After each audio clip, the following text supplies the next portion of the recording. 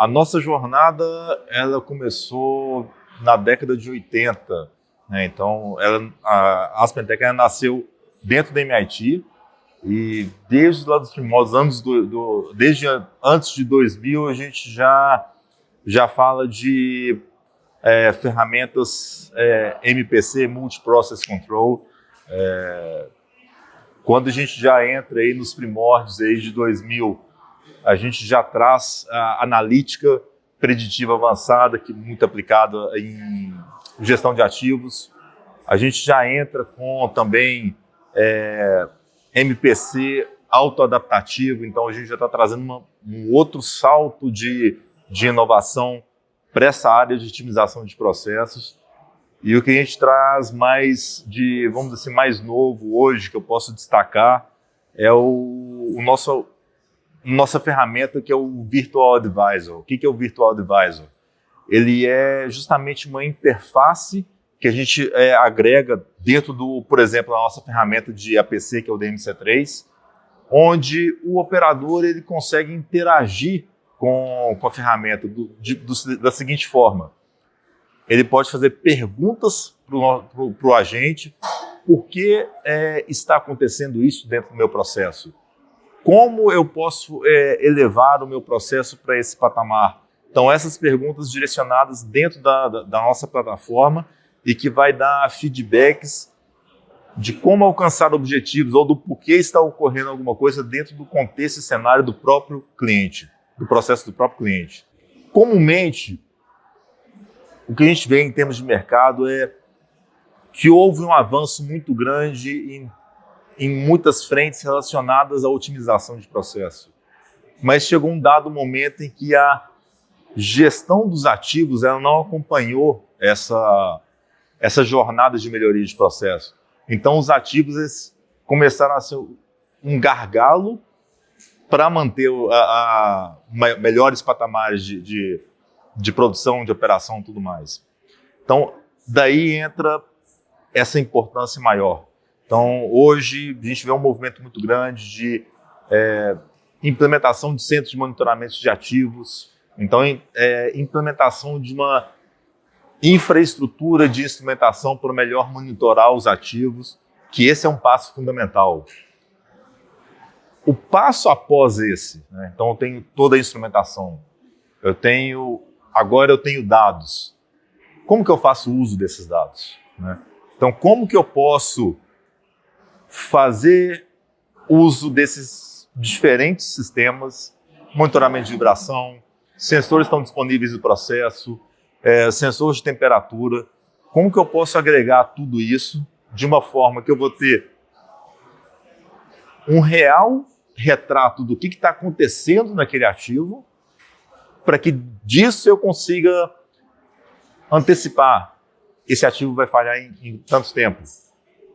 Eu tenho, por exemplo, 15 dias, 20 dias, 30 dias para tomar uma decisão do que eu vou fazer, porque eu já sei que o ativo vai falhar, né? Então, eu vou antecipar uma manutenção, eu vou continuar rodando com esse ativo. Então, essa congregação hoje é um gargalo que eu vejo de muitos clientes que esses sistemas foram instalados, você tem milhares de alarmes subindo. E como que você trata tudo isso? Então, a gente também tem uma abordagem muito específica para isso, que é justamente integrar todos os sistemas que estão presentes nas operações dos nossos clientes para primeiro transformar dado em informação e depois dispor isso de uma forma mais simples, para que justamente o cliente ele tenha a percepção. Hoje, minha criticidade no ativo, por exemplo, no moinho SAG. Então, eu preciso de pôr atenção aqui, eu preciso de fazer a manutenção dele e evitar que a parada aconteça mesmo com todos os dados que estão aí disponíveis, mas nós, humanos, não conseguimos fazer a análise de tudo. Um dos principais habilitadores para a gente elevar o nível da utilização da inteligência artificial é justamente a gente conseguir trazer todos esses dados que estão vindo de diferentes sistemas em uma plataforma única, né? Então, por exemplo, se você pegar uma operação de mineração, por exemplo, você tem dados de sistemas de manutenção, você tem dados de historiador, você tem dados de sistemas de laboratório.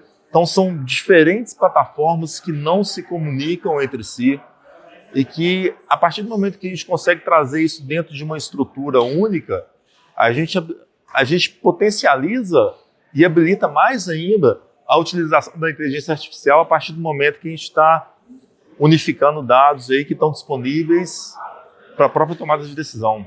O APC vem da sigla americana Advanced Process Control, que é o controle avançado de processo. O intuito do controle avançado de processo é justamente dar um salto do que a gente comumente vê de controles regulatórios, é uma outra prática, e o controle regulatório, como resultado em termos de processo, o que ele vai trazer? Vai trazer uma variabilidade de processo muito grande, então na sua produção, e tanto essa variabilidade é muito grande, quanto a sua média também, ela fica reduzida. Então o que a gente busca com o APC, com o controle avançado de processo, é tanto reduzir a variabilidade do processo, mas trazer o processo para o melhor ponto operacional. Então você vai ter uma melhor entrega operacional com uma menor variabilidade ao mesmo tempo. Se a gente for traduzir isso em resultados plausíveis, por exemplo, a gente tem um case de um cliente nosso que ele teve ganho de recuperação de 1,35% recuperação metálica no processo dele. Pode parecer pouco, mas são $2 milhões por ano. Porque esses projetos, por exemplo, de controle avançado de processo, eles são projetos que trazem um retorno muito grande, financeiro, e também um payback também bem atrativo em termos de tempo. Né? E aí o seguinte, associando isso aos benefícios que a gente tem na nossa tecnologia, é que o nosso APC ele consegue entender as próprias nuances do processo. Então, uma coisa muito comum é que o processo, os ativos eles tendem a degradar ao longo do tempo. Né? Então, o nosso sistema ele consegue entender que isso está acontecendo na questão dos ativos, que é uma condição normal, e ele consegue se autoajustar dentro disso que está acontecendo. Então, não precisa de uma intervenção, por exemplo, de uma pessoa. Ele mesmo consegue fazer isso. E na hora que a gente agrega o Virtual Advisor, que permite essa interação das pessoas com o sistema, de perguntas como e por quê, a gente está potencializando a sustentabilidade do projeto, né, e da implementação da solução, que é uma coisa que eu tenho ouvido muitos clientes nossos, que o objetivo não é somente implementar. Então, eu já vejo clientes que têm uma equipe que é responsável por implementar e sustentar. Né? Então, quando você implementa um projeto como esse, você tem todo aquele trabalho de gestão da mudança. Então, é como se você estivesse provando para as pessoas por todo o tempo que o sistema funciona, né? Que ele pode acreditar no sistema. Porque se as pessoas que estão ali trabalhando com o sistema, elas não acreditarem no sistema, elas vão voltar para o patamar anterior, que é o seguinte: não vou voltar para o ajuste manual porque eu não entendo essa orientação que o sistema está me dando. Né?